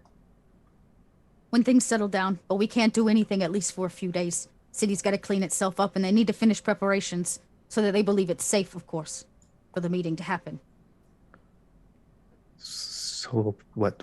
All we can do is lay low until then? Yeah, because I got more information. I was gonna pick it up tomorrow, but maybe you guys could do it for me. I'll get you your what did you say you needed? Medical supplies? We got some, and maybe some parts. If I don't have it, we'll find it. I mean, as long as it's something that you could do without hurting your own cause or your own self, but if you can. He says, look, this is the cause. If Parts war are breaks out, that... appropriate. He says we have to at least try. And I'd say praise the icons that you all showed up on our doorstep, but he gestures. Well, what we need more than anything is parts for my ship, because we can't leave this place without it. He goes, all right. And definitely fuel. He looks at a few people. He goes, we know where the vessel is. We saw it come in. You, start taking stuff out to this ship. Don't be seen. We might be okay with medical supplies. I need to check with Uhara first and see if she's anything that she needs. He goes, all right. Malik, are you okay? How many are you? Here. Depends on how... Well, we got 12 here, plus the 2 emissaries. I got 4 out on the streets, and I know I've got 1 undercover inside. So... 17. Oh, plus myself, 18. Take them out of here. You have to save them. And you want to do what? You want to capture a high-ranking Order of the Pariah official who's also a high-ranking Nazarene? Trust me. We got information that we have her entire schedule for the day. As long as she never makes it to that room. We might ensure that, in fact, the Order doesn't try to attack Coriolis. Kua is their next destination. I'm sorry, you look like you made those guns. We did. Out of scrap. Look, what's your plan? Kid. Goes, well, we don't have one till we get her schedule. It which looks is what like I was that. gonna You don't have a send like. you... This getting the schedule is like the last. Like you don't. What happens when you get the schedule? What's the rest of the plan? Goes, we got 3 days to plan, and now that you're here, I imagine that our... How long have you known our about efforts- this? Only a few days. So why didn't you start planning a few days ago? We did. Did you? And he like Cal looks around turns at to the Malik and ramshackle. says, "You are very, very wrong to speak about plans. I You set always off a have bomb one. without telling a single fucking person. I in had our a group. plan, and I Pretty told sure that Tamir. was that was more of a task. I think someone told me I don't once think that that was a plans have plan. multiple steps. You just had an agenda, and that too last minute. They've all worked so far. Yes, well, you have to have faith in other people's plans, Malik. I heard that.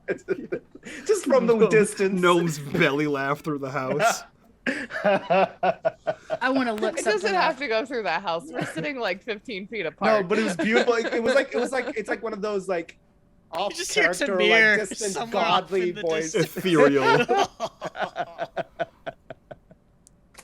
I want to look something up. Look, While you came my up with week's that being an plan asshole. about 5-10 minutes before it was enacted, Yeah. and it turned out fine.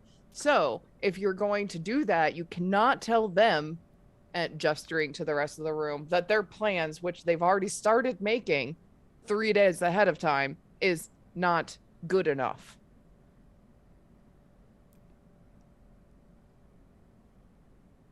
You know what? You're right. Right up until they ask us for help. Which I feel like is coming real soon. And then it becomes hey, our great, problem. you can help them plan. Because You are you're the such a brains great here. planner. Yeah. So fantastic. What are we doing? Listen, I don't know what you're doing, but we, and he gestures to like the 12 people No, no, no. plus the 3 emissaries. Shut up, Tommy. What? What are we It's- doing? It's I don't- Tony. Okay. Tal, what the hell is our mission? We came out here to get the probe. Granted, we just found 2 emissaries. The whole plan was to save them. Just get them on our ship and go.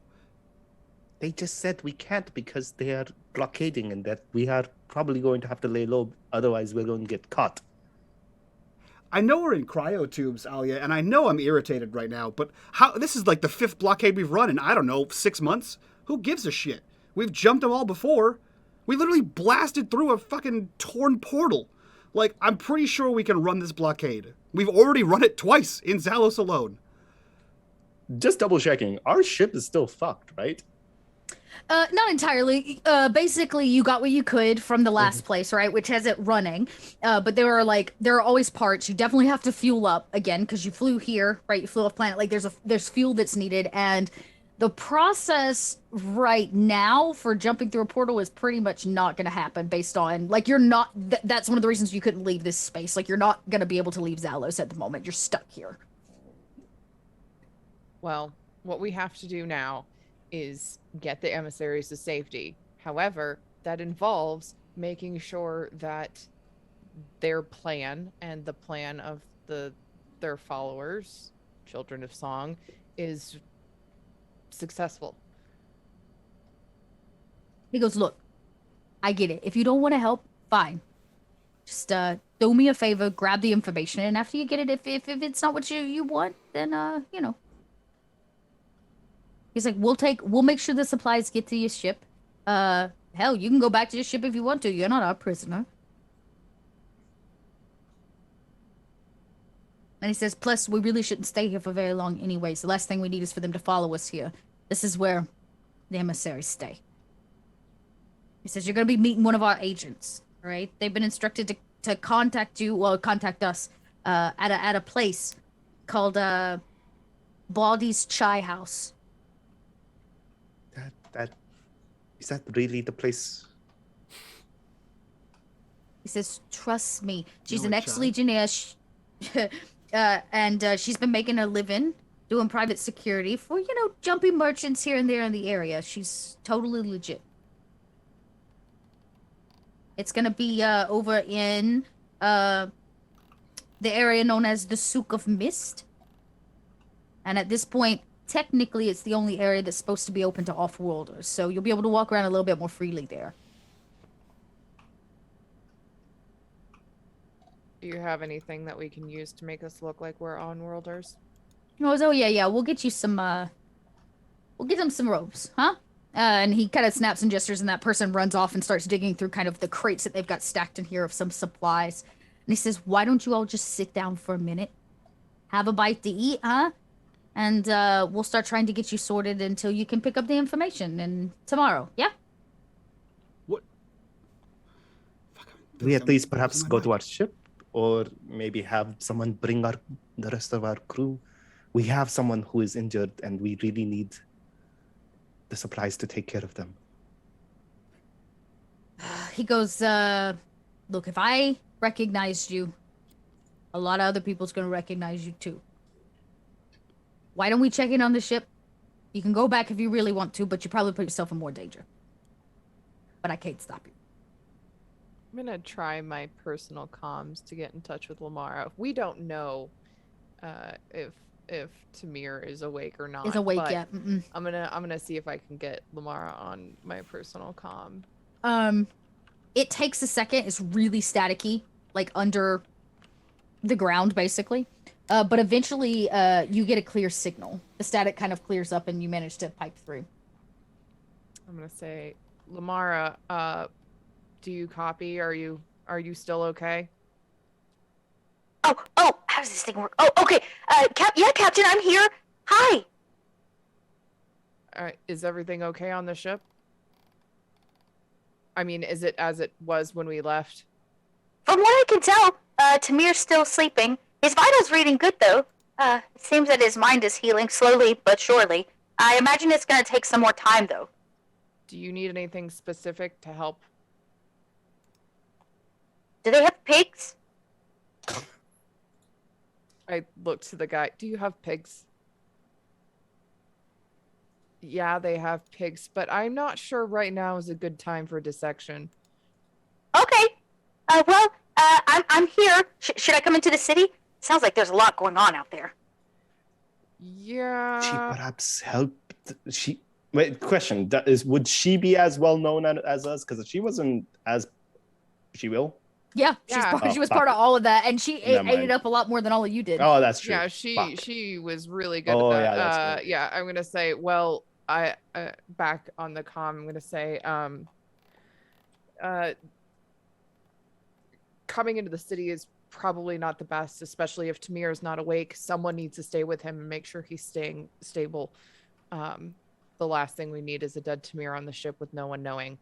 Oh, Tamir's not gonna die on my watch, but I understand what you mean, Captain. Aye, aye. Or wait, over.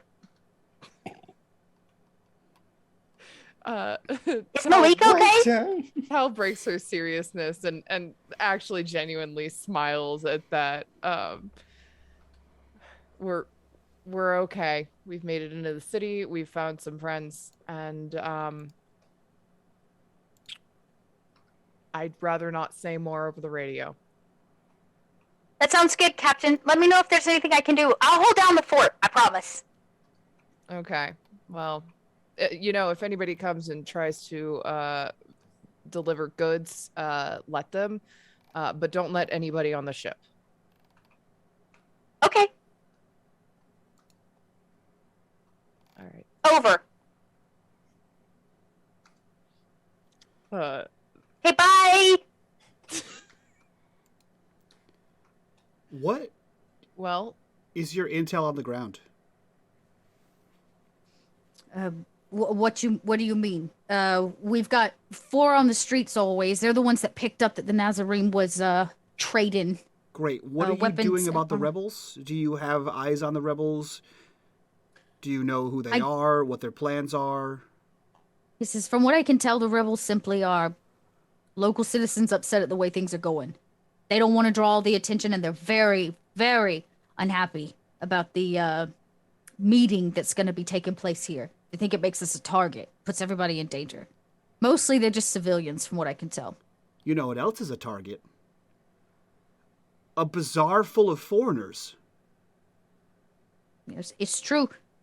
We believe that they're the ones that set off the bombs. They thought that maybe if they upheave the city a little bit, that it would scare off the incoming meeting, but it doesn't look like that's going to happen. They've just increased security. You just asked us to go to a bazaar full of foreigners.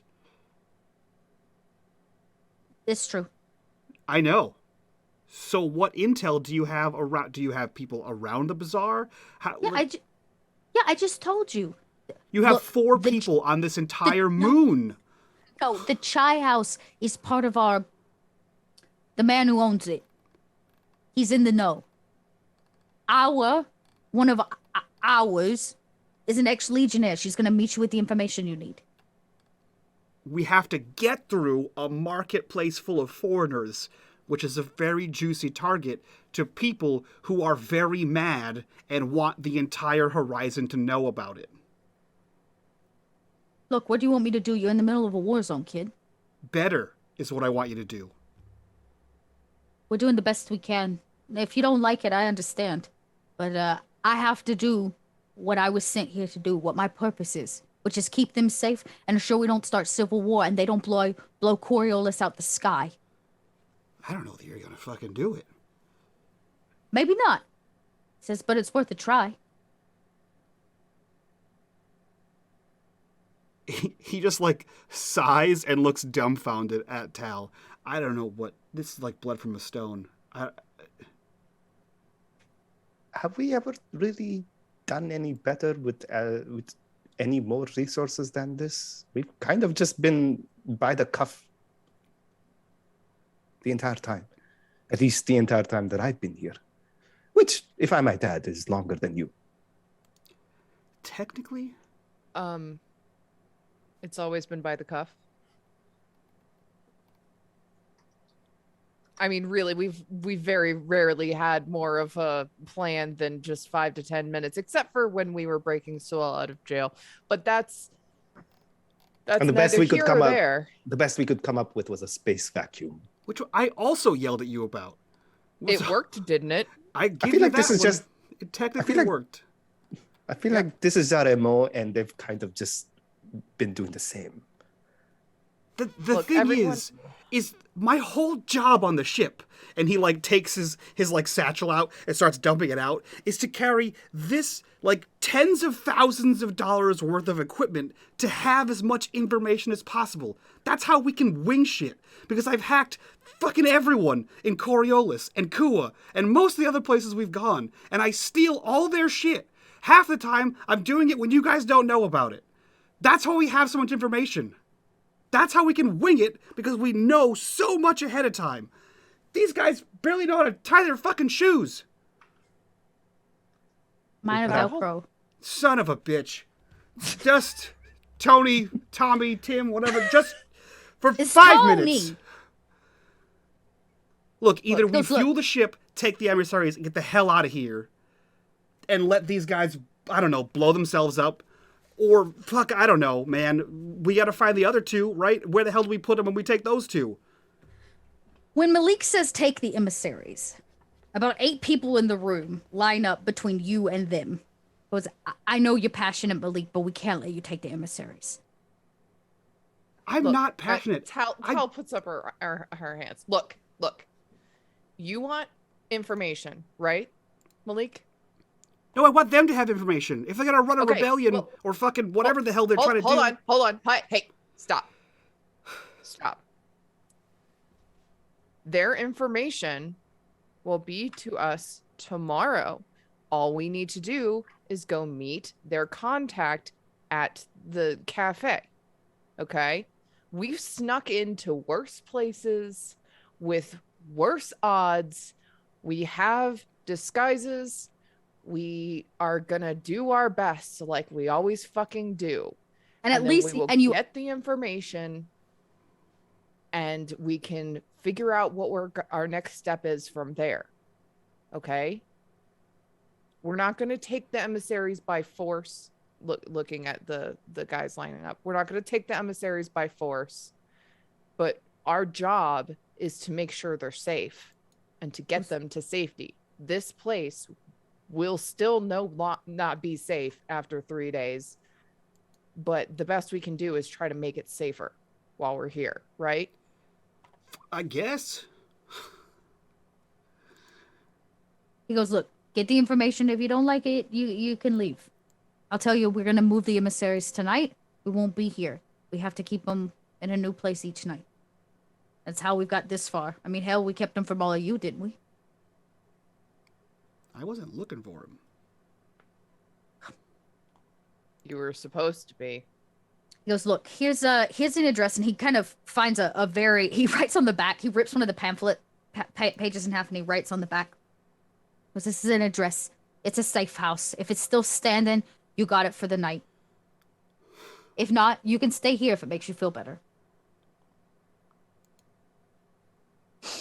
See, Tal, the fact that they don't know if it's still standing is what bothers me. There's been a lot of blasts today. They can't know everything all the time. No one is omniscient. Could I suggest, perhaps, since you are so great at collecting information, and it seems we need to collect information, perhaps you can collect some information. We could sure use it, since you clearly say it, and you are the best information collector. You're a bunch of Draconites, right? Well, yes.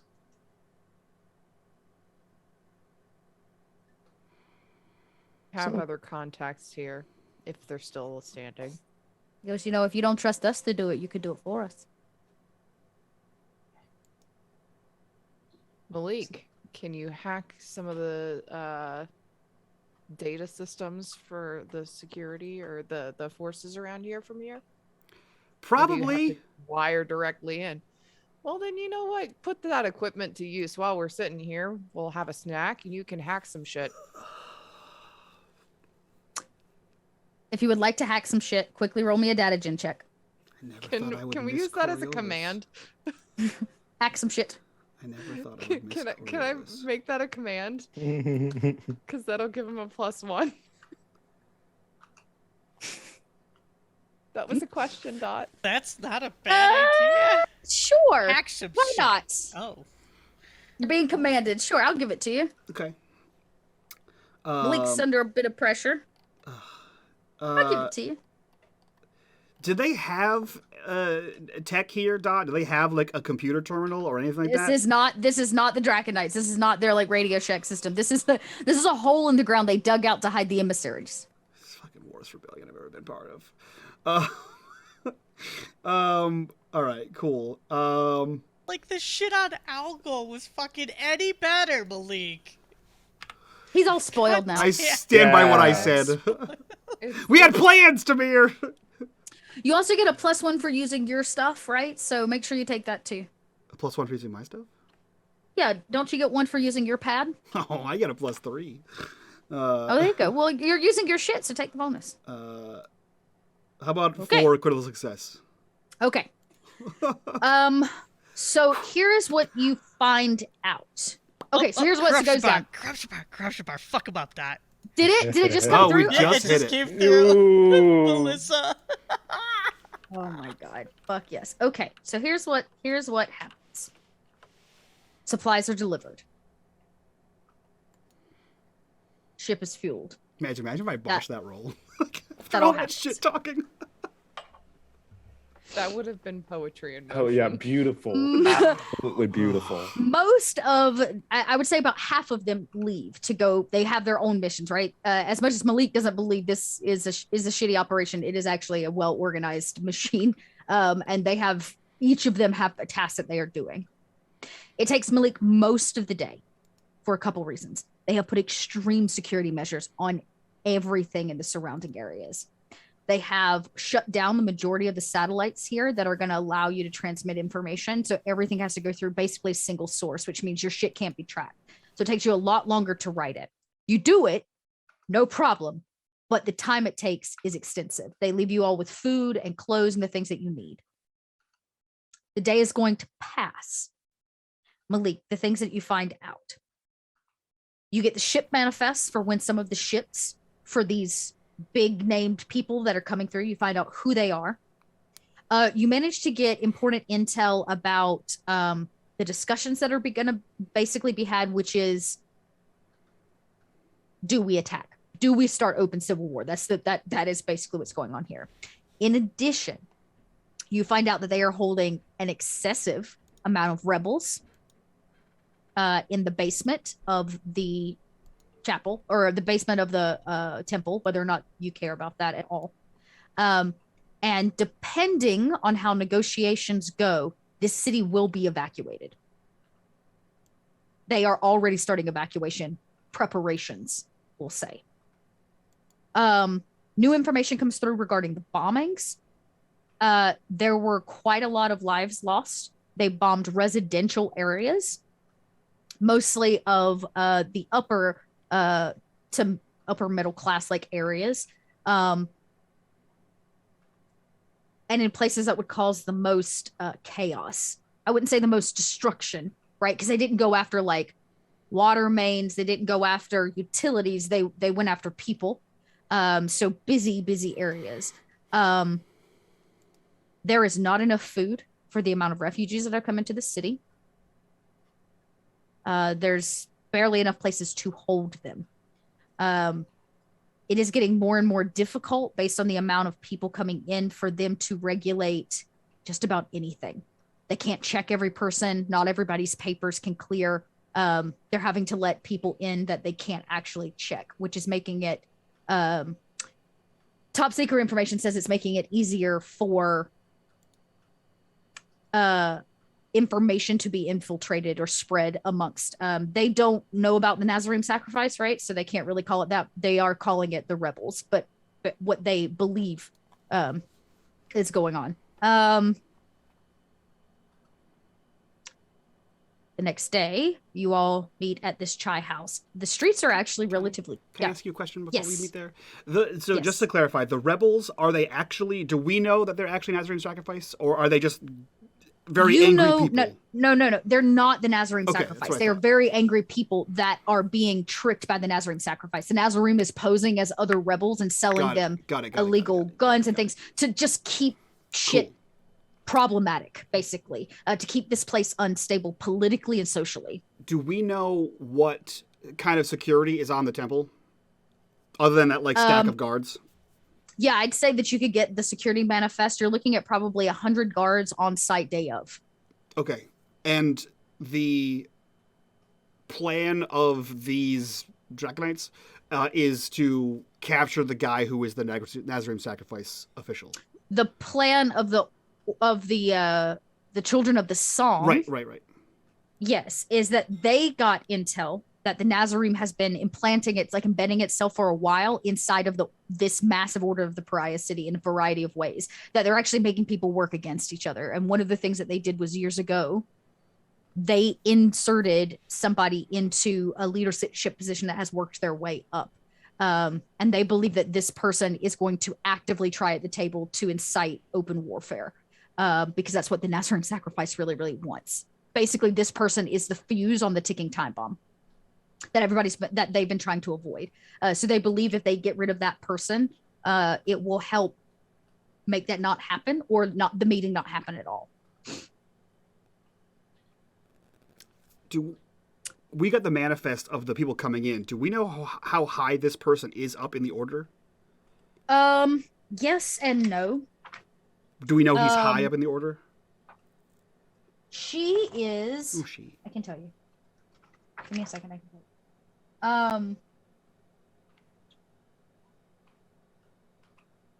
you. She goes by Alim. They call her Alim.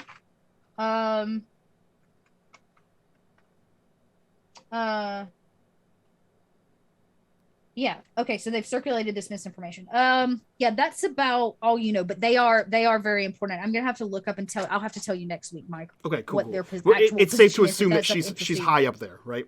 Okay. Yes. I think once all this intel comes in and like Malik has had time to like collate it, he'll pull Tal aside. Listen, this plan, I don't know if it's actually gonna work. Best case scenario, they take this high-ranking official who's a Nazarene sacrifice, right? Their plan is to take her, stop the meeting. If she is a high member of the order, and the Nazarene sacrifice is spreading all kinds of disinformation throughout the rebels, why wouldn't the Nazarene sacrifice just say the rebels kidnapped her or killed her and use that as an excuse to start a civil war? They don't need to have a meeting whether or not to start a civil war if the queen on the chessboard gets taken off. Like, I think either way this goes down, there's a civil war. You're not wrong. But when you're playing cards, you got to play what you have in your hand with the information you have about the other people at the table.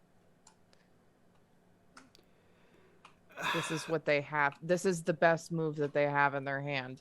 do you have a better idea of something that could work possibly better?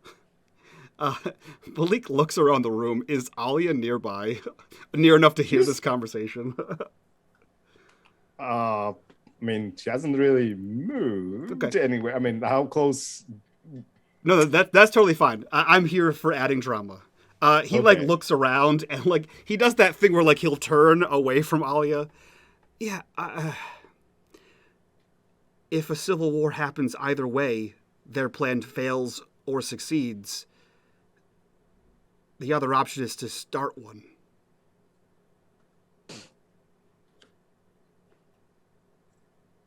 If we light the match, that, I guess, gives whatever this side is the upper hand. There's hundreds of rebels at the temple.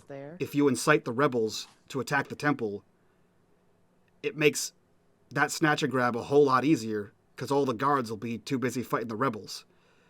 This is cynical and horrible, and he like glances over at Alia again, and a bunch of people are gonna die on both sides, but it's gonna happen anyway. Well, then I guess it's time to start a war. You've already started one. You see Arya wince, and he goes, but she goes, as much as I hate the idea, you have a point. Perhaps if the inevitable is, well, inevitable, maybe we can control which direction it goes and when it can start.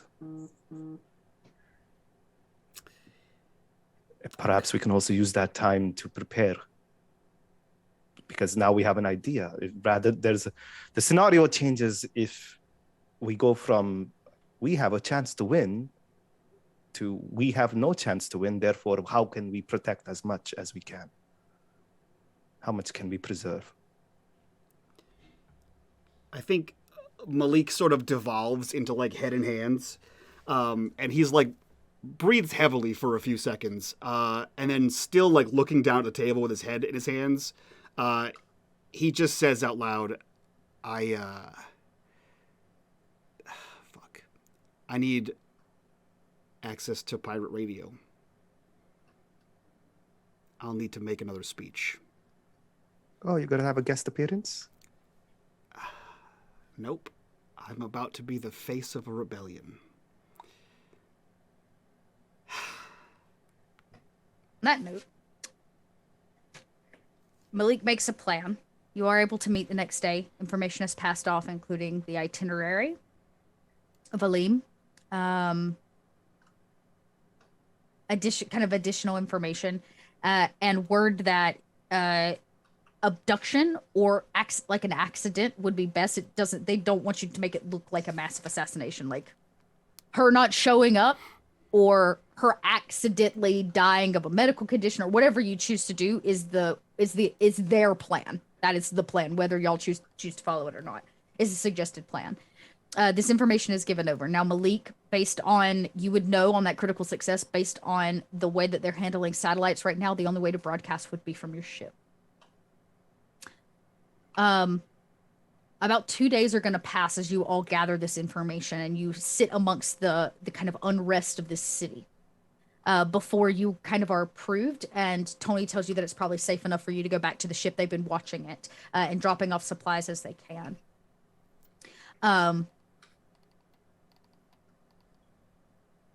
And as you make it to the ship, you're met with the grand smiles of Lamara, who simply says, "Ha! Guess what? He's awake." I will rush straight past. Like, no words. Just, like, puts a hand on her shoulder as she goes by. Alia gives her a big ass hug, like one that kind of lifts her up. She goes, "What are you wearing?" Like, looks y'all up and down because you've been dressed differently. And then she sees kind of Malik. She hugged you back, obviously, Alia. Yeah. And then she sees Malik and she says, "You look upset. What's wrong?" Oh, he's about to be a celebrity. He shoots a look at Alia. And then walks by. He sort of like slides a hand into Lamara's and says, I need a minute. And he lets go of her hand and walks to his room. Amara kind of looks around. She sees a few more supplies been delivered outside the ship, and she grabs the kind of 2 crates and looks them back on, and she says, I feel like I've missed a whole lot. As the door kind of like closed behind her. And the episode will kind of come to a close as the team will have to reconvene together to share information and try to make a plan. It seems to be their own plan. Next week, though. That got heavy. Man, that's going to be an after show, guys. If you want access to that after show, all the behind the scenes exclusives that we have for all of our shows, hear our opinions, thoughts, and prayers. You can check that out over on our Patreon, link for that down below. While you're down there, click on that Discord link, join us in the Discord to be a part of the community, be a part of the conversation. But for now, let's go around, do our introductions so that we can do that after show and get the hell out of here. We'll start with our returning soft boy gnome. Who are you? Where can we find you on the internet? What are you up to? Hi, my name is Nar, and you can find on. Oh, what the fuck? What's up, everybody? I'm Nobi. Twitter, Instagram, and TikTok at Nomadic. I don't know. I do things. We're good. It's fine. Next. Great. He does things. Aris, who are you? Where can we find you on the internet, and what are you up to? Hi, I'm Erisavad, pronouns of she, her. I make things like dice trays and bags and all sorts of cool jewelry for your cosplay and everyday needs.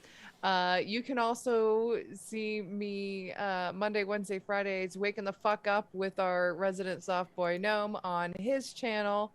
At 9 a.m. Eastern time, where we're just gonna talk shit and drink coffee and adore Rufus because my cat's just the cutest. So we spend about half the yes, he is. He is in my lap. We spend about half of Gnome Brew talking about Rufus now, so cat content. Okay. And KP, who are you? Where can we find you? What are you up to? You can try that again when you're not muted. I know things and how to do them, clearly. One of those things that I know how to do is how to shoot things, not with a gun, but with a camera. And that's because I'm a photographer and I do cosplay and and portrait photography, as well as cosplay myself and play amazing games every week with amazing people like the folks you see here. I'm on unMadeGaming's channel. Don't know why. No, I'm kidding. I know why. It's amazing. On Tuesdays and Thursdays. So today and Tuesdays when we get to play a game called why do I keep wanting to Glenbrook Unhollowed. I'm doing okay. I'm doing fantastic. You got this, KP. You got this. And so if you want to catch anything else I do, which is a lot, we're going to be going into February, and hopefully if everything works out, my other show on Fridays with my amazing DM, Dot, is planned to be coming back. So I'm super excited. So if you like punching Nazis and kicking them in the ass, or watching people punch Nazis and kick them in the ass, that's the show for you. More announcements coming back on that hopefully soon. Outside of that, a lot of things brewing. So if you want to catch anything else that I do, I practically live on Twitter. Go say hi to me there and check me out. There you go. Hell yeah. KP has good intros or outros. Last but not least, Dot, who are you? Where can we find you? What are you up to? Hi, friends. I'm Little Red Dot. You can find me online as Little Red Dot. Doing this thing I do, playing games. Most of the time I'm over with Cobalt Press now, and if you can't find me there, you can find me here on Thursdays and with my podcast, Stitch of Fate, on Fridays. Hell freaking yeah. That's it from all of us to you guys. Like I said, if you guys want to support the channel and get this after show, it's going to be juicy. Patreon link down below. But for now, we will see you guys all next week. So from all of us to you, bye-bye.